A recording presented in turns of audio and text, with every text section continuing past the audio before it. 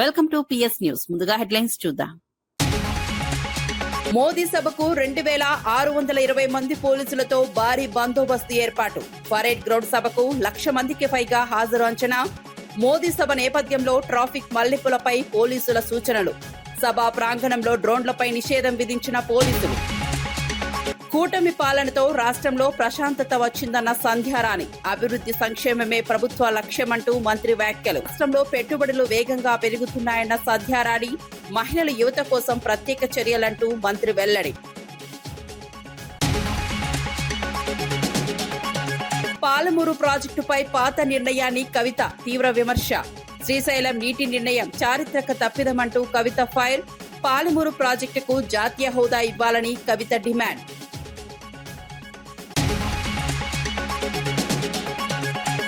శ్రీవారి లడ్డూపై తప్పుడు ప్రచారాలు ఆపాలంటూ రోజా ఫైర్. తిరుమల పవిత్రతను కాపాడాలని భక్తులకు రోజా పిలుపు. లడ్డూ వివాదంపై అబద్ధాలు ప్రచారం చేస్తే ఊరుకోమన్న రోజా.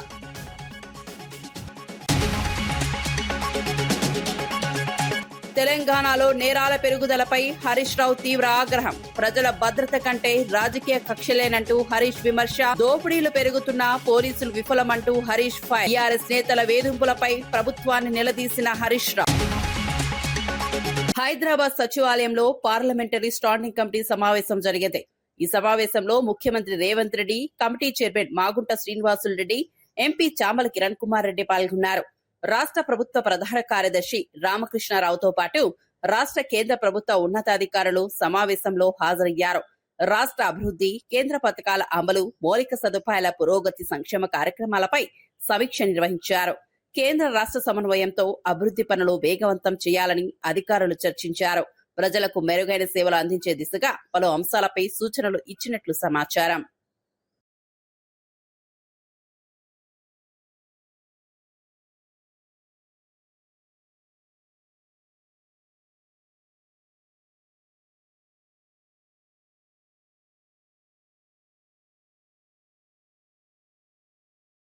సికింద్రాబాద్ పరేడ్ గ్రౌండ్ లో జరిగే ప్రధాని మోదీ సభకు అన్ని ఏర్పాట్లు పూర్తి చేసినట్లు పోలీసులు వెల్లడించారు. సభకు 1,00,000 మందికి పైగా ప్రజలు హాజరవుతారని అంచనా వేస్తున్నారు.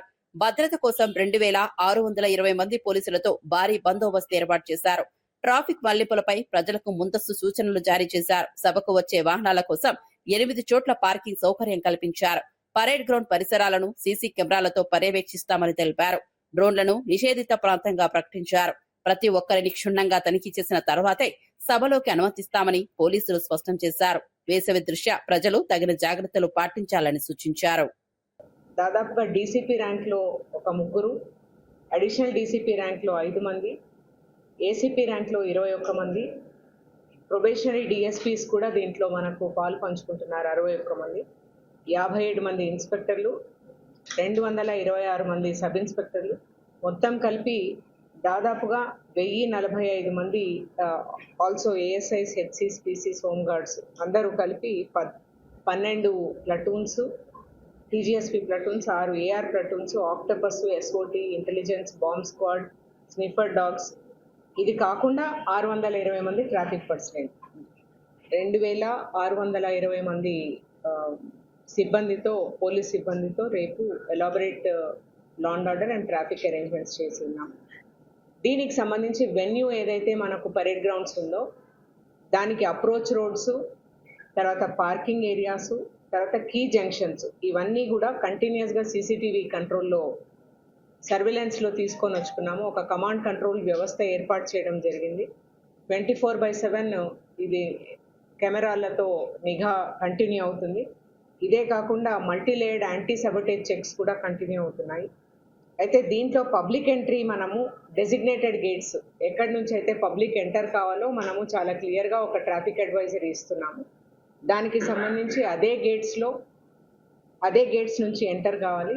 కాకపోతే ఈ ఎంటర్ అయ్యే క్రమంలో ఆనరబుల్ ప్రైమ్ మినిస్టర్ చాలా important protective for the nation కాబట్టి ఎంటర్ అయ్యే వాళ్ళు ఎవరు కూడా సంబంధించిన వస్తువులు ఏవైతే మనము నాన్ పర్మిటెడ్ వస్తువులు ఏవి కూడా లోపలికి తీసుకొని రావడానికి లేదు. ఇవి అదే కాకుండా మ్యాండేటరీ ఫ్రిస్కింగ్కి పోలీస్కి సహకరించాలని కోరుతున్నాం. ప్రతి ఒక్కరు కూడా డిఎఫ్ఎండి నుంచి చెక్ పాయింట్ నుంచే పాస్ అయిపోయి లోపల కూర్చోవాలని కోరుతున్నాము. ఇదే కాకుండా ఫుడ్ ఐటమ్స్, తర్వాత షార్ప్ ఆబ్జెక్ట్స్ ఇలాంటివి మేము చాలా డీటెయిల్గా మీకు ప్రెస్ నోట్లో ఇస్తాము. ఇవేవి కూడా క్యారీ చేయవద్దని మనవి. ఇదే కాకుండా ఏరియల్ ఆబ్జెక్ట్స్ ఏవి కూడా, డ్రోన్స్ లాంటివి ఏవి కూడా రాత్రి 12 గంటల నుంచి నిషేధించబడ్డాయి. ఈ ఏరియాలో ఎక్కడ including media people, general public ఎవరు కూడా ఫ్లై చేయకూడదు. నో ఫ్లై జోన్గా ప్రకటించాము. ఎస్పెషల్లీ బేగంపేట్ పోలీస్ స్టేషన్ పరిధిలో, బోయిన్పల్లి, తర్వాత మారేడ్పల్లి పోలీస్ స్టేషన్ పరిధిలో ఈ ఏరియా వస్తుంది. ట్రాఫిక్ రెగ్యులేషన్స్కి సంబంధించి కాంగ్రెస్ అంటే ముస్లింలు, ముస్లింలు అంటే కాంగ్రెస్ అని సీఎం స్పష్టంగా చెబుతున్నారని బీజేపీ ఎంపీ లక్ష్మణ్ విమర్శించారు. జాతీయ స్థాయిలో కాంగ్రెస్ నాయకత్వం హిందువులను కించపరిచేలా వ్యవహరిస్తోందన్నారు. గుజరాత్ ప్రభుత్వం సోమనాథ్ ఆలయ అభివృద్ధికి కట్టుబడి ఉత్సవాలు నిర్వహిస్తోందని చెప్పారు. హిందూ దేవాలయాల పరిరక్షణకు బీజేపీ ప్రభుత్వం ప్రాధాన్యత ఇస్తోందని పేర్కొన్నారు. కాంగ్రెస్ పార్టీ మత రాజకీయాలు చేస్తోందని ఆరోపించారు. దేశ సంస్కృతి సంప్రదాయాలను కాపాడేందుకు బీజేపీ కృషి చేస్తోందన్నారు. తీసుకొని వాళ్ళ పదే పదే వారి మంత్రివర్గ సభ్యులు కానీ వారు కానీ జాతీయ స్థాయిలో ఉన్న కాంగ్రెస్ నాయకత్వం అంతా కూడా హిందువులను కించపరిచేదానికి వారు ఏ రకంగా వ్యవహరిస్తున్నారో ఒక్కసారి మనం ఇవాళ పరిశీలిస్తే, ఇవాళ మనం చూస్తున్నాం గొప్పగా ఏ రకంగా ఇవాళ గుజరాత్లో మరి అక్కడి ప్రభుత్వం ఏ రకంగా ఈరోజు ఉత్సవాలు జరుపుతూ ఉన్నది. ముఖ్యంగా కాంగ్రెస్ సోమనాథ్ యొక్క దేవాలయ సమగ్ర అభివృద్ధికి ఇవాళ హిందువుల మనోభావాలతో ముడిపడినటువంటి ఆ దేవాలయాన్ని పునరుజ్జింపజేసి ఇవాళ ఘనంగా ఉత్సవాలు జరుపుకుంటాను. మహారాష్ట్రలో హిందూ మహిళలపై అరాచకాల ఆరోపణలు ఎదుర్కొంటున్న నిదా ఖాన్ అరెస్టు వ్యవహారంపై గోషామహల్ ఎమ్మెల్యే రాజాసింగ్ స్పందించారు. నిదా ఖాన్ ఎంఐఎం కార్పొరేటర్ ఇంట్లో దొరకడం వెనుక అసదుద్దీన్ ఓవైసీ హస్తం ఉందని ఆరోపించారు. సీఎం రేవంత్ రెడ్డి ఓవైసీకి దూరంగా ఉండాలని హెచ్చరించారు. లేకపోతే రాజకీయంగా నష్టం తప్పదన్నారు. రాష్ట్రంలో మతపరమైన ఉద్రిక్తతలు పెంచే వారిపై కఠిన చర్యలు తీసుకోవాలని డిమాండ్ చేశారు. హిందూ మహిళల భద్రతపై ప్రభుత్వం ప్రత్యేక దృష్టి పెట్టాలని రాజాసింగ్ కోరారు. అది కాకుండా కన్వర్షన్ కూడా చేపించింది ఇదే నిదా ఖాన్. దాదాపు 25 రోజుల నుంచి ఈ నిదా ఖాన్ని మహారాష్ట్ర పోలీస్ దోలాడుతున్నారు. కానీ నిన్న ఆ నిదా ఖాన్ ఏ ఇంట్లో దొరికిందంటే ఎంఐఎం కార్పొరేటర్ మతీన్ పటేల్ ఇంట్లో దొరికింది. దాదాపు మొత్తం ఫ్యామిలీని కూడా అరెస్ట్ చేసినారు. ఆ కార్పొరేటర్ వాళ్ళకి ఇంట్లో ఉండడానికి ఇచ్చిన ఆ కార్పొరేటర్ కూడా అరెస్ట్ చేసుకున్నారు మహారాష్ట్ర పోలీస్. ఇది కాకుండా నేను మహారాష్ట్ర ముఖ్యమంత్రి గారికి ఒక రిక్వెస్ట్ చేస్తున్నాను. ఈ జలీల్ అంటే ఎక్స్ ఎంపీ ఉండే ఈయన ప్రతి ఒక్క మీడియాలో నిదా ఖాన్కి సపోర్ట్ చేసిండు. కొన్ని బహిరంగ సభలు కూడా ఇదే నిదా ఖాన్ సపోర్ట్ చేసిండు. ఈ అనవసరం లవ్ జిహాద్ అట్లాంటి పదం తీసుకొని వస్తున్నారు, అట్లాంటి ఏం కాలేదని ఈ జలీల్ ఓపెన్గా సపోర్ట్ చేసిండు. గతంలో మనం ఒక కేసు గురించి విన్నాం, నాసిక్ టీసీఎస్లో. రాష్ట్రంలో కూటమి పాలన వచ్చిన తర్వాత ప్రశాంత వాతావరణం నెలకొన్నదని మంత్రి గుమ్మడి సంధ్యారాణి తెలిపారు. మీడియా సమావేశంలో మాట్లాడిన ఆమె ప్రజలకు సంక్షేమం, అభివృద్ధి అందించడమే ప్రభుత్వ లక్ష్యమన్నారు. అన్ని వర్గాల ప్రజలకు న్యాయం జరిగేలా పాలన కొనసాగుతోందని పేర్కొన్నారు. రాష్ట్రంలో శాంతి భద్రతలు మెరుగుపడటంతో పెట్టుబడులు, అభివృద్ధి కార్యక్రమాలు వేగంగా సాగుతున్నాయని వివరించారు. ప్రజల సమస్యలను పరిష్కరించేందుకు ప్రభుత్వం నిరంతరం కృషి చేస్తోందని చెప్పారు. గ్రామీణ అభివృద్ధి, మహిళా సంక్షేమం, యువత ఉపాధిపై ప్రత్యేక దృష్టి పెట్టామని మంత్రి తెలిపారు. పూర్వకమైనటువంటి ధన్యవాదాలు తెలియజేసుకుంటున్నాం. ఈరోజు రైల్వే జోన్ వచ్చిందంటే ఉత్తరాంధ్ర అభివృద్ధి చెందుతుంది. ఉత్తరాంధ్ర నుంచి మాకు రాయగఢ్కి కానీ ఛత్తీస్గఢ్కి కానీ వెళ్ళడానికి మార్గాలు శుభమైనటువంటి పరిస్థితి కూడా మనం చూసుకుంటున్నాం. అలాగే సుజల స్రవంతి మీ అందరికి కూడా తెలుసు. సుజల స్రవంతికి ఈరోజు 1000 కోట్లు వెచ్చించి సుజల స్రవంతి పని జరుగుతుంది అని అంటే మా ఏరియాలో ఎవరికి కూడా త్రాగునీరుకి ఇబ్బంది లేకుండా అన్ని రకాలుగా. ఎందుకంటే ఉత్తరాంధ్రలో ప్రాజెక్టులు కూడా ఎక్కువ ఉన్నాయి, సాగునీరుకి ఇబ్బంది లేకుండా ప్రాజెక్టులు అన్నిటికి కూడా మనకు నిధులు విడుదల చేయటం కూడా మీ అందరికీ కూడా తెలుసు. అలాగే ముఖ్యంగా మనందరికీ కూడా తెలిసిన విషయం ఏంటంటే విశాఖ ఉక్కు ఆంధ్రుల హక్కు. గత 5 సంవత్సరాలు విశాఖ ఉక్కు అసలు ఉందా, స్టీల్ ప్లాంట్ ఉందా, దాన్ని క్లోజ్ చేస్తున్నాం అనే విధంగా మనం అందరూ ఉండేవాళ్ళం. కానీ కూటమి ప్రభుత్వం వచ్చిన తర్వాత గౌరవ ప్రధానమంత్రి వర్యులు దాదాపు 12,000 కోట్లతో మొట్టమొదటిసారిగా దానికి నిధులిచ్చి దాన్ని విశాఖ ఉక్కు ఆంధ్రుల హక్కు దీని ఆత్మ గౌరవంగా భావిస్తున్నారని ముందుకు నడిపించిన పరిస్థితి. ఈరోజు నిన్న లేదు మొన్న మరొక 8,000 కోట్లు, అంటే దాదాపు 20,000 కోట్లతో ఈరోజు స్టీల్ ప్లాంట్ పనులు మొదలుపెట్టి లాభాల బాటలోకి వెళ్ళడానికి పూర్తి సహకారం అందించినటువంటి కేంద్ర ప్రభుత్వానికి, ఇక్కడ ఉన్నటువంటి రాష్ట్ర ప్రభుత్వానికి, అంటే చంద్రబాబు నాయుడు గారికి మా హృదయపూర్వకంగా ధన్యవాదాలు తెలియజేసుకుంటున్నాం. ఎందుకనంటే అసలు విశాఖ ఉక్కుని పూర్తిగా వదిలేసిన పరిస్థితి. అక్కడ ఉన్నటువంటి ఉద్యోగస్తులు కూడా ధర్నాలు చేసినా, నిరాహార దీక్షలు చేసినా పట్టించుకోని పరిస్థితి ఆనాటిదైతే. జంజీ ఉద్యమ తరహాలో తెలంగాణలో బీసీ ఉద్యమాన్ని మరింత బలోపేతం చేస్తామని బీసీ సంక్షేమ సంఘం జాతీయ అధ్యక్షుడు జాజుల శ్రీనివాస్ గౌడ్ తెలిపారు. బీసీలను విస్మరించే రాజకీయ పార్టీలను గద్దె దింపుతామని హెచ్చరించారు. 2029 నాటికి తెలంగాణలో బీసీలదే అధికారం అవుతుందని పేర్కొన్నారు. ఫీజు రీయింబర్స్మెంట్ పథకాన్ని పాత విధానంలో అమలు చేయకపోతే జూన్లో హైదరాబాద్ ను దిగ్బంధిస్తామని హెచ్చరించారు. తెలంగాణలో బీసీలకు తీవ్ర అన్యాయం జరుగుతోందని ఆరోపించారు. ఉమ్మడి రాష్ట్రంలో అమలైన పథకాలను కూడా ఇప్పుడు రద్దు చేస్తున్నారని మండిపడ్డారు. ఏపీలో బీసీ సప్లాన్ అమలు జరుగుతుండగా తెలంగాణలో నిర్లక్ష్యం చేస్తున్నారని విమర్శించారు. బీసీల విద్యార్థుల భవిష్యత్తుతో ప్రభుత్వం చెలగాటమాడుతోందని జాజుల శ్రీనివాస్ గౌడ్ ఆరోపించారు. బీసీ సంఘాలుగా రాష్ట్ర ప్రభుత్వాన్ని ఏం డిమాండ్ చేస్తా ఉన్నాం? ఈ రాష్ట్రంలో ఇంజనీరింగ్ చదివేటటువంటి విద్యార్థులకు ఎంత ఫీజు ఉందో ఆ ఫీజు మొత్తం ప్రభుత్వమే భరించాలని చెప్పి ఈరోజు మనం డిమాండ్ చేస్తా ఉన్నాం. అదేవిధంగా బీ ఫార్మసీ, అదేవిధంగా ఎంబీఏ, ఎంసీఏ, అదేవిధంగా మెడిసిన్ చదివేటటువంటి విద్యార్థులకు కూడా పూర్తి ఫీజు రియంబర్స్మెంట్ చేయాలని చెప్పి కూడా ప్రభుత్వాన్ని డిమాండ్ చేస్తా ఉన్నాం. ఈరోజు పూర్తి ఫీజుల రియంబర్స్మెంట్ చేయడం అని చెప్పి ఈరోజు ఎందుకు డిమాండ్ చేస్తా ఉన్నాం?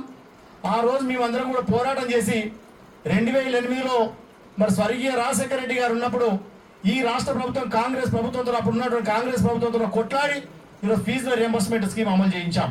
వెళ్తే ప్రభుత్వ మెడికల్ కాలేజీలను అమ్మేస్తామని టీడీపీ నేతలు మాట్లాడడం దారుణమని మాజీ మంత్రి పేర్ని నాని విమర్శించారు. ప్రభుత్వ మెడికల్ కాలేజీలు ఉంటే పేదలకు వైద్య విద్యతో పాటు మెరుగైన విద్యం కూడా అందుతుందని అన్నారు. చిత్తూరులోని అపోలో ఆసుపత్రిలో ఉచిత వైద్యం పేరుతో సీట్లు అమ్ముకొని కోట్ల రూపాయలు సంపాదిస్తున్నారని ఆరోపించారు. ప్రభుత్వ వైద్య రంగాన్ని బలహీనపరిచి ప్రైవేట్ సంస్థలకు లాభాలు చేకూర్చే ప్రయత్నాలు జరుగుతున్నాయని మండిపడ్డారు. పేద విద్యార్థులు డాక్టర్లుగా ఎదగాలంటే ప్రభుత్వ మెడికల్ కాలేజీలు కీలకమని చెప్పారు. ప్రజల ఆరోగ్యాన్ని వ్యాపారంగా మార్చే విధానాలను వ్యతిరేకిస్తామని, ప్రభుత్వ వైద్య రంగాన్ని కాపాడేందుకు పోరాటం కొనసాగుతుందని పేర్ని నాని స్పష్టం చేశారు. తప్పే చిత్తూరు మెడికల్ కాలేజీలో ఏం జరుగుతుంది? చిత్తూరు గవర్నమెంట్ హాస్పిటల్ని అపోలో హాస్పిటల్కి ఇస్తే అపోలో హాస్పిటల్ తీసుకున్నటువంటి మొదటి సంవత్సరమే హాస్పిటల్లో మంచాలు ఎట్టా ఉన్నాయి, మంచాలు కొత్త ఏం కావాలి, దుప్పట్లు ఏం కావాలి, డాక్టర్లు తక్కువ ఏమన్నారు, లేకపోతే ఏమేమి ఎక్విప్మెంట్ కావాలి పరీక్షలు చేయటాకని చెప్పి వాళ్ళు ఆలోచించలా. మెడికల్ కాలేజీ పెట్టాలంటే ఏమేం కావాలని చూసుకుని మెడికల్ కాలేజీ పెట్టుకున్నారు. అపోలో హాస్పిటల్ చిత్తూరులో కావాలని మీరు చూసుకోవచ్చు. ఎవరైనా ఏం చేస్తున్నారు? ఫ్రీగా ఎవరికైనా అన్ని వేల కోట్లు సంపద ఉందని చెప్పి అపోలో హాస్పిటల్ గవర్నమెంట్ స్కూల్ తీసుకుని ఏమన్నా నేను పుట్టిన జిల్లా అని చెప్పి ఏమన్నా ఉద్ధరిస్తాకేమైనా చేస్తున్నారా? లేదే పచ్చి వ్యాపారం చేస్తున్నారు దాని మీద. అపోలో హాస్పిటల్లో వైద్యం డబ్బులకి ఏమనంటే గొప్పగా చెప్తున్నారు. సర్వీస్ ఛార్జెస్ అంట. సర్వీస్ ఛార్జెస్ పైన హాస్పిటల్లో డబ్బులు వసూలు చేస్తారు. మెడికల్ కాలేజీలోనేమో అపోలో బ్రాండ్ మీద 3 కోట్లకి సీట్ అమ్ముకుంటారు. 60 అంటే 3 కోట్ల చొప్పున సుమారుగా 60, 70 సీట్లు, 80 సీట్లు వస్తాయి. మరి డబ్బులు ఏంటి? చంద్రబాబు నాయుడు గారికి 3-4 సీట్లు ఇస్తారంట, అంటే క్యాష్ ఇస్తారు. అంటే నాకేంటి దీంట్లో అని చెప్పినటువంటి ఎంతసేపు ఆలోచన. హైదరాబాద్ లో మాజీ ఐపీఎస్ అధికారి భార్య హత్య జరిగిన నిందితులను పట్టుకోలేకపోవడం దారుణమని మాజీ మంత్రి హరీష్ రావు విమర్శించారు. ప్రజలు జాగ్రత్తగా ఉండాలని సిపి చెప్పడం బాధ్యతారాహిత్యమన్నారు. కరీంనగర్ లో బంగారం దోపిడీలు, ఎమ్మెల్యేల క్యాంప్ కార్యాలయాలపై దాడులు జరుగుతున్నా పోలీసులు అరికట్టలేకపోతున్నారని ఆరోపించారు. మరోవైపు బీఆర్ఎస్ నాయకులపై మాత్రం రాజకీయ వేధింపులు పెంచుతున్నారని మండిపడ్డారు.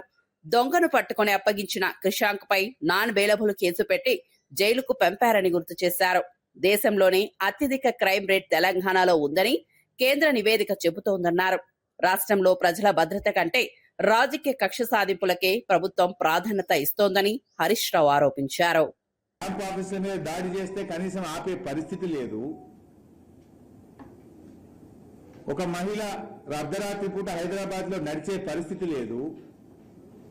కానీ బీఆర్ఎస్ నాయకుల మీద మాత్రం రాజకీయ వేధింపులకు కొదవలేదు. కేసుల మీద కేసులు పెట్టి, అక్రమ కేసులు పెట్టి, అరెస్టుల మీద అరెస్టులు పెట్టి, జైలు నుంచి బయటకు రాకుండా ఎంతమంది బీఆర్ఎస్ నాయకులను వేధిస్తున్నారు. ఇవాళ క్రిషాంక్ పోయి ఎన్ని రోజులైంది? క్రిషాంక్ చేసిన తప్పేంది? దొంగను దొరకబట్టి పోలీసులకు సెల్ ఫోన్ ఇచ్చిండు అంతే. ఫేక్ సోషల్ మీడియాలో ఫేక్ వార్తలు పెట్టిన వ్యక్తిని దొరకబట్టి ఈ ఫోన్ నుంచే సోషల్ మీడియాలో ఫేక్ వార్తలు పెట్టిండు, అబద్ధాలు ప్రచారం చేసిండని ఆ ఫోన్ అతని చేతుల నుంచి తీసుకొని పోలీస్ చేతికి ఇచ్చాడు. దానికి నాన్ బెయిలబుల్ సెక్షన్లు పెట్టి ఒక దళిత నాయకుడు క్రిషాంక్ను 20 రోజులుగా జైల్లో పెట్టిండ్రు. అంటే మీరు అసలు చేయాల్సిన పని ఏంది? మీరు చేస్తున్న పని ఏంది? ఎటుపోతుంది రాష్ట్రం? నిన్ననే కేంద్ర ప్రభుత్వం నివేదిక వచ్చింది. దేశంలో అత్యధిక ఎస్సీ ఎస్టీ కేసులు ఎక్కడైతున్నాయంటే తెలంగాణలో అవుతున్నాయి. అత్యధిక పిల్లలు మిస్సింగ్ ఎక్కడున్నారు అంటే తెలంగాణలో. అందులో ఆడపిల్లలు మిస్సింగ్ ఉన్నారు. వాళ్ళని పట్టుకోవడంలో బాగా వెనుకబడ్డ రాష్ట్రం ఏది అంటే తెలంగాణ రాష్ట్రం. అత్యధిక కేసులు దేంట్లో చూసినా. తెలంగాణ అభివృద్ధి దేంట్లో జరుగుతుంది? ఆత్మహత్యల్లో అభివృద్ధి చేస్తున్నారు మీరు. కేసుల నమోదులో అభివృద్ధి చూపిస్తున్నారు. అత్యాచారాల్లో అభివృద్ధి చూపిస్తున్నారు. చిన్నపిల్లల్ని ఎత్తుకెళ్లడంలో అభివృద్ధి చూపిస్తున్నారు. మహిళల రక్షణ ఫెయిల్ అవడంలో అభివృద్ధి చూపిస్తున్నారు. హైదరాబాద్ పరువు తీసేసింది మీరు. ఒకప్పుడు లా అండ్ ఆర్డర్ లో తెలంగాణ దేశానికి దిక్సూచి. ఇదే కేంద్ర ప్రభుత్వం అనేక సందర్భాల్లో తెలంగాణను మెచ్చుకున్నది. ఇలా పరిస్థితి ఏంది? మహిళా పోలీస్ కమిషనరు మంచి ప్రయత్నమే చేయొచ్చు ఆవిడ, కానీ పరిస్థితి ఎట్లా ఉందనడానికి అది అడ్డం పడుతున్నది. పరిస్థితి తీవ్రతకు అది అడ్డం పడుతూ ఉన్నది. ఎంత దారుణమైన పరిస్థితులు హైదరాబాద్ లో ఉన్నాయి. ఒక ఐపీఎస్ ఆఫీసర్ భార్యను మర్డర్ చేస్తే ఎట్లుంది? ఒక ఐపీఎస్ ఆఫీసర్ రోడ్డు మీద తిరుగుతే పరిస్థితులు ఎట్లా ఉన్నాయి? అంటే ఈ రకంగా రాష్ట్రంలో రాజకీయ వేధింపులకు పోలీసులు వాడుకుంటున్నారు. కక్ష సాధింపు చర్యలకు పోలీసులు వాడుకోవడం వల్ల పోలీసులు తమ పని తాము చేసుకోలేక లా అండ్ ఆర్డర్ కుప్పగూలింది. రాష్ట్రం పరువు తీసిండు ఈ రేవంత్ రెడ్డి. హోంమంత్రిగా, ముఖ్యమంత్రిగా రేవంత్ రెడ్డి అఫ్టర్ ఫెయిల్. మంచిర్యాల జిల్లా మందమరిలో బెల్లంపల్లి ఏసీపీ కిరణ్ కుమార్ ప్రత్యేక అవగాహన కార్యక్రమం నిర్వహించారు. కరీంనగర్ ప్రాంతంలో ఇటీవల జరిగిన దోపిడీ ఘటనల నేపథ్యంలో ప్రజలు అప్రమత్తంగా ఉండాలని సూచించారు. బ్యాంకర్లు, ప్రైవేట్ గోల్డ్ కంపెనీలు, లాడ్జ్ నిర్వాహకులు, వ్యాపారులకు నేరాల నివారణ చర్యలపై అవగాహన కల్పించారు. ఆధునిక సీసీటీవీ కెమెరాలు ఏర్పాటు చేసి నిరంతర పర్యవేక్షణ చేపట్టాలని సూచించారు. ప్రజల సహకారంతోనే శాంతి భద్రతలు కాపాడగలమని పోలీసులు తెలిపారు. అనుమానాస్పద వ్యక్తులపై వెంటనే సమాచారం ఇవ్వాలని కోరారు. నేరాలను అరికట్టేందుకు పోలీసులు కఠిన చర్యలు చేపడుతున్నట్లు ఏసీపీ వెల్లడించారు. ప్రికాషన్స్ ఏదైతే సెక్యూరిటీ సంబంధించిన ఎక్కడ ల్యాబ్సెస్ ఉంటే వాటిని మనం ఆ సెక్యూరిటీ ల్యాబ్సెస్ కవర్ చేసుకుంటే సంబంధించిన అరేంజ్మెంట్ చేసుకోవాలని చెప్పి అందరు కూడా దీనికి కోఆపరేట్ చేయాలి. రోజా ఈవీఎంలు, శ్రీవారి లడ్డు వివాదంపై తీవ్రంగా స్పందించారు. దొంగ ఈవీఎంలు కాకుండా ప్రజల ఓట్లతో అధికారంలోకి రావాలని వ్యాఖ్యానించారు. పవిత్రమైన శ్రీవారి లడ్డూను అవమానించేలా అబద్ధపు ప్రచారాలు చేయడం దారుణమన్నారు. వెంకటేశ్వర స్వామి తిరుమల లడ్డూపై తప్పుడు ప్రచారాలు చేస్తే ఊరుకునేది లేదని హెచ్చరించారు. భక్తుల మనోభావాలను దెబ్బతీసే వారిపై కఠిన చర్యలు తీసుకోవాలని డిమాండ్ చేశారు. ఆధ్యాత్మిక విశ్వాసాలను రాజకీయ ప్రయోజనాల కోసం వాడుకోవడం తగదన్నారు. తిరుమల పవిత్రతను కాపాడడం ప్రతి ఒక్కరి బాధ్యత అని రోజా పేర్కొన్నారు. అవమానించారో ఈ రాష్ట్రంలో అందరూ గమనించారు. మళ్ళీ సిగ్గు లేకుండా అసెంబ్లీలో బాత్రూమ్ కెమికల్స్ వాడారు అని మాట్లాడుతుంటే ఇతను మనిషా లేకపోతే ఏంటి అనేది అనుమానం వచ్చింది. ఎందుకంటే ఒక తప్పు చేసుంటే ఆ చేసిన వాళ్ళని సాక్ష్యాధారాలతో నిరూపించి అరెస్ట్ చేయండి, శిక్షించండి, ఎవరు ఏమనరు. కానీ మీ మీటింగుల్లో ఒక లీకులు ఇవ్వటం, ఆ లీకుల ఆధారంగా అధికారం ఉంది ఇక్కడ ఢిల్లీలో అని చెప్పి మీ ఇష్టానికి వెంకటేశ్వర స్వామిని, లడ్డూని, అలాగే ఏ విషయాన్నైనా కూడా అబద్ధపు ప్రచారం చేసి అవమానించాలని చూసుకుంటే మాత్రం ఎవరు ఒప్పుకోమని కూడా ఈ సందర్భంగా తెలియజేస్తున్నాం. టీఆర్ఎస్ నాయకులపై ప్రభుత్వం చూపుతున్న శ్రద్ధలో 1% శాంతి భద్రతలపై పెట్టి ఉంటే రాష్ట్ర పరువు పోయేది కాదని మాజీ మంత్రి సబితా ఇంద్రారెడ్డి అన్నారు. కాంగ్రెస్ ఎమ్మెల్యే మేడిపల్లి సత్యం టీఆర్ఎస్ నేతలు నోరు అదుపులో పెట్టుకోకపోతే దాడులు చేస్తామని హెచ్చరించడం దారుణమన్నారు. 2 ఏళ్లలో సీఎం రేవంత్ రెడ్డి మాట్లాడిన ప్రతి మాటకు తాము కూడా దాడులు చేయాలని ప్రశ్నించారు. కానీ అది తమ సంస్కారం కాదన్నారు. కాంగ్రెస్ బీజేపీ కలిసి బీఆర్ఎస్ పార్టీని బలహీనపరిచే ప్రయత్నం చేస్తున్నాయని ఆరోపించారు. కేంద్ర మంత్రి బండి సంజయ్ పోలీసులకు ఎలాంటి ఆదేశాలు ఇస్తున్నారో ప్రజలకు చెప్పాలని డిమాండ్ చేశారు. మారుతూ ఉంటాయి, మారుతున్నప్పుడు ప్రాధాన్యతలు కూడా మారుతాయి. కానీ ప్రాథమిక బాధ్యత అయిన శాంతి భద్రతలను విస్మరిస్తే రాష్ట్రమే అధోగతి అవుతుందనే దానికి ఈ 2.5 సంవత్సరాలు ఎగ్జాంపుల్. మన రాష్ట్రంలో చూస్తూ ఉన్నాం, శాంతి భద్రతలు అనగానే ఒక రాజకీయ వేధింపులు, ప్రతిపక్షంలో ఉన్న వాళ్ళను ట్రాక్ చేయడం తప్పిస్తే ఏం జరుగుతుంది రాష్ట్రంలో అనేది రివ్యూ చేసుకోవడానికి ప్రభుత్వం సిద్ధంగా ఉండదు. కానీ ఒకటి మాత్రం మనవి చేస్తాను ఈ ప్రభుత్వానికి, తెలంగాణ సాధించుకున్నామంటే ఏదో భౌగోళికంగా సాధించుకున్నది కాదు, ప్రశాంతమైన వాతావరణం ఉండాలి, పెట్టుబడులు వెల్లువల రావాలి, ఈ రాష్ట్రంలో ఉన్న యువత అందరికీ కూడా ఉపాధి దొరకాలనే ఆలోచనతో ఈ రాష్ట్రాన్ని సాధించుకున్నాం. ఆ రాష్ట్రంలో శాంతి భద్రతలు కాపాడాల్సిన బాధ్యత ప్రభుత్వానికి ఉందని ఒకసారి విజ్ఞప్తి చేస్తూ ఉన్నాను. ఎందుకు చేయాల్సి వస్తుందంటే రాష్ట్రానికి ఎక్కడ ఏ చిన్న ఇబ్బంది ఉన్నా శాంతి భద్రతల విషయంలో హోంమంత్రి దగ్గర పరిగెత్తేవాళ్ళు.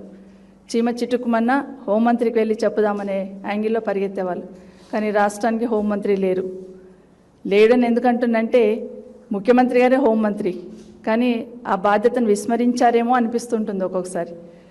ఎప్పుడు పోయినా కమాండ్ కంట్రోల్లో ముఖ్యమంత్రి గారు సమీక్షలు చేస్తూ ఉంటారు. ఎప్పుడు వింటూ ఉంటాం ఏదో ఒక సమీక్ష చేస్తున్నారు కమాండ్ కంట్రోల్లో, సెక్రటరీట్ వదిలిపెట్టి కమాండ్ కంట్రోల్కి వెళ్ళారని. అక్కడ వెళ్తున్నప్పుడు ఏం సమీక్ష చేస్తున్నారంటే ఒక హోంశాఖ మీద సంబంధించింది తప్పిస్తే మిగతా అన్ని సమీక్షలు జరుగుతూ ఉంటాయి. రాజకీయ సమీక్షలతో పాటు అన్ని సమీక్షలు అక్కడ జరుగుతూ ఉంటాయి. కానీ కమాండ్ కంట్రోల్, పోలీస్ కమాండ్ కంట్రోల్లో కూర్చొని హోంశాఖను సమీక్షించాలనే ఆలోచన ఈ రాష్ట్ర ముఖ్యమంత్రి గారికి లేదని చెప్పడం నిజంగా చెప్పుకోవాల్సి రావడం బాధాకరం అనిపిస్తుంది. గతంలో కేసీఆర్ గారు రాజకీయ పార్టీల మధ్య విభేదాలు సహజమేనని, కానీ భౌతిక దాడులు ఆందోళనకరమని బీఆర్ఎస్ ఎమ్మెల్యే గంగుల కమలాకర్ అన్నారు. కరీంనగర్ ఎమ్మెల్యే క్యాంప్ కార్యాలయంపై జరిగిన దాడి కేంద్ర మంత్రి బండి సంజయ్ కు తెలిసే జరిగిందని ఆరోపించారు. పోలీసుల అరెస్టులపై కాకుండా శాంతి భద్రతలపై దృష్టి పెట్టి ఉంటే పీఎంజే జ్యువెలరీ దోపిడీ జరిగేది కాదన్నారు. రాష్ట్రంలో ప్రజల భద్రత కంటే రాజకీయ కక్ష సాధింపులకే ప్రాధాన్యత ఇస్తున్నారని విమర్శించారు. ప్రజాస్వామ్యంలో భిన్నాభిప్రాయాలు సహజమే, కానీ దాడులు అంగీకరించబోమన్నారు. రాజకీయ హింసను ప్రోత్సహించే వారిపై ప్రభుత్వం చర్యలు తీసుకోవాలని డిమాండ్ చేశారు.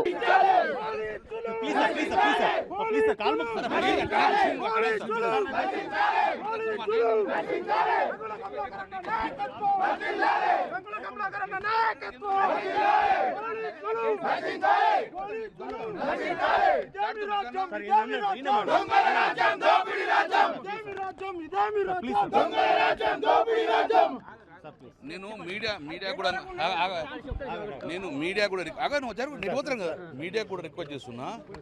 ఇంత అరాచమా? నేను దొంగనా? 4 సార్లు గెలిచిన ఒక మాజీ మంత్రిని నేను శాంతియుతంగా నా ఇంట్లో ఉండడంగా నన్ను నిర్బంధం చేసి కాదే, యాంటీ సోషల్ ఎలిమెంట్స్ నిర్బంధం చేయండి, దొంగలను నిర్బంధం చేయండి, ప్రజల రక్షణ కల్పింది. ప్రజల ఆస్తుల మీద ధ్వంసం జరుగుతుంది, ప్రభుత్వ ఆస్తుల మీద ధ్వంసం జరుగుతుంది, ప్రజల ఆస్తు నగలెత్తుకపోతున్నారు. మీరు దాని మీద కాన్సెంట్రేట్. 1000 మంది పోలీసులు 9 చుట్టూ నేను కనబడటానికి పొద్దులైతే కనబడి దొంగలు ఎంబడి పట్టుకోండి, ఇటువంటి యాంటీ సోషల్ పట్టుకోండి. అట్లా ప్రజలకు శాంతియుతంగా బతికే పరిస్థితి తీసుకురాలి. మేము నేను ఒక్కటే చెప్తున్నా, బండి సంజయ్ కూడా ఒకటే చెప్తున్నా, సంజయ్ గారు ఇది నువ్వు ఒక మంత్రివి, నీ క్యాడర్ మొత్తం పలగొట్టిండ్రు, మీరు యాక్షన్ తీసుకోవాలి. చట్టాన్ని కాపాడాల్సిన మీరే, చట్టాన్ని చేతులు తీసుకునే విధంగా చేయకండి. ఒకవేళ మీకు తెలియక జరిగిందని మీరు అంటుకుంటా, మీరు డెఫినెట్గా వాళ్ళ యాక్షన్ తీసుకోండి, పునరావృతం కాకూడచుకోండి. ప్రజల ఆస్తుల రక్షణ కల్పించేది మీరే, కానీ ప్రజల ఆస్తులు ధ్వంసం చేస్తుంటే మీరు చూస్తూ ఊరుకోకుండా అని చెప్పి నేను కూడా చెప్పడం జరుగుతుంది. నేను ఒకటే చెప్తున్నాను, మంత్రి ఒకవేళ కారణం అయితే మంత్రి పునాలు చేసుకోవాలి. మంత్రి నాకు సంబంధం లేనప్పుడు డెఫినెట్గా మంత్రి వాళ్ళ మీద యాక్షన్ తీసుకోవాలి. నా డిమాండ్ అది. ఎవరెవరైతే వాళ్ళు పాల్గొన్నారో వాళ్ళ మంత్రి యాక్షన్ తీసుకోవాలని చెప్పి నేను డిమాండ్ చేస్తాను. ప్రజలకు, మనం పోలీసుకు చెప్పండి, వీళ్ళ యాక్షన్ తీసుకోమని చెప్పి మీరే స్వచ్ఛందంగా వచ్చి బండి సంజయ్ చెప్పాలని కోరుతున్నాను. 100% బండి మీరు బయట ఉండి సక్సెస్ అవుతుంది. మేము ఇక్కడ ఉన్నా కూడా బంధు స్వచ్ఛంగా పాటిస్తారు. ఎందుకంటే బంధు వాళ్ళు కూడా నాకు చెప్పారు, ఇవాళ ఎమ్మెల్యే ఆఫీస్ దాడి చేశారు, రేపు మాంసం దాడి చేస్తారు కదా, మా మాస్టర్కి ఎవరు రక్షణ. కాబట్టి డెఫినెట్గా ప్రభుత్వం కళ్ళు తెరవాలంటే మేము బంధు పాటిస్తుంది. చూస్తుంటే బీజేపీ కాంగ్రెస్ ఒకటైనా భావన కలుగుతుందా మీకు? అల్టిమేట్గా రేపు రాబోయే కాలంలో అధికారం మాకేస్తారు కాబట్టి మమ్మల్ని టార్గెట్ చేస్తారు. కాంగ్రెస్ జిల్లా అధ్యక్షుడు స్వాగతిస్తున్నామంటే ఏం చెప్పబోతాం మనం? దాడులు సాగుతామా? కాబట్టి దయచేసి చెప్తున్నాము, ఇది ఎవరైనా కానీ ఏ పార్టీ కానీ కరీంనగర్ ప్రజలు, కరీంనగర్ హెడ్ క్వార్టర్ ఇది. కాబట్టి ఇక్కడ శాంతియుత వాతావరణం నిలుపుకునే విధంగా అన్ని పార్టీలు సహకరించాలని కోరుతున్నాను. మంత్రి బాలినేని శ్రీనివాసరెడ్డి కీలక వ్యాఖ్యలు చేశారు. జగన్ కోసం మంత్రి పదవిని కూడా వదులుకొని ఎంతో చేశానని తెలిపారు. అయినప్పటికీ బహిరంగ సభల్లో జగన్ తన గురించి ఎప్పుడూ మాట్లాడలేదని ఆవేదన వ్యక్తం చేశారు. తాను జగన్ ను ఎక్కువగా ప్రశ్నించేవాడినని, అందుకే మంత్రి పదవి పోయిందని పేర్కొన్నారు. పార్టీ కోసం నిజాయితీగా పనిచేసినా తగిన గుర్తింపు రాలేదన్నారు. నాయకత్వాన్ని ప్రశ్నించే వారిని పక్కన పెట్టే పరిస్థితి పార్టీలో నెలకొందని విమర్శించారు. 7 సార్లు పోటీ చేశాను, నేను 5 సార్లు గెలిచాను, 2 సార్లు ఓడిపోయాను. ఆ 2 సార్లు తెలుగుదేశం వాళ్ళు ఓడించలే, నన్ను పవన్ కళ్యాణ్ గారు ఓడించారు. ఏంటంటే వాస్తవానికి ఒంగోలు కాన్స్టిట్యున్సీలో రెడ్డి సామాజిక వర్గం చాలా తక్కువ, అక్కడ కాపు సామాజిక వర్గం, కమ్మ సామాజిక వర్గం ఎక్కువ ఉండేది. అయినా నన్ను 5 సార్లు గెలిపించారు. 2 సార్లు 2 సామాజిక వర్గం కలిసేటప్పటికీ ఆ 2 సార్లు ఓడిపోయాను తప్ప తెలుగుదేశం వాళ్ళు సొంతంగా నన్ను ఓడించలేకపోయారు. తెలంగాణ రక్షణ సేన అధ్యక్షురాలు కల్వకుంట్ల కవిత పాలమూరు రంగారెడ్డి ప్రాజెక్టుపై గత బీఆర్ఎస్ ప్రభుత్వం తీసుకున్న నిర్ణయాన్ని తీవ్రంగా విమర్శించారు. జురాల బదులు శ్రీశైలం నుంచి నీరు తీసుకురావడం తెలంగాణ చరిత్రలో క్షమించరాని తప్పిదమన్నారు. రంగారెడ్డి జిల్లా జిల్లేడ్ చౌదరిగూడ జరిగిన సభలో ఆమె మాట్లాడారు. పాలమూరు రంగారెడ్డి ప్రాజెక్టు పూర్తి కోసం తమ పార్టీ పోరాటం కొనసాగిస్తుందని తెలిపారు. ఈ ప్రాజెక్టుకు జాతీయ హోదా కల్పించాలని కేంద్రాన్ని డిమాండ్ చేశారు. బీజేపీ మద్దతు ఇవ్వకపోతే భారీ ఆందోళనలు చేపడతామని హెచ్చరించారు. తెలంగాణ రైతుల ప్రయోజనాల కోసం పోరాటం ఆగదని కవిత స్పష్టం చేశారు. 50 మీటర్లకు కుదించేసి దాంతోని ఇవాళ 2 టీఎంసీలు నీళ్లు శ్రీశైలం నుంచి ఎత్తిపోసుకోలేనటువంటి పరిస్థితి. ఇప్పుడు అదే నేరాన్ని కాంగ్రెస్ పార్టీ కూడా కొనసాగిస్తుంది. ప్రధానమంత్రి గారు వస్తా ఉన్నారు.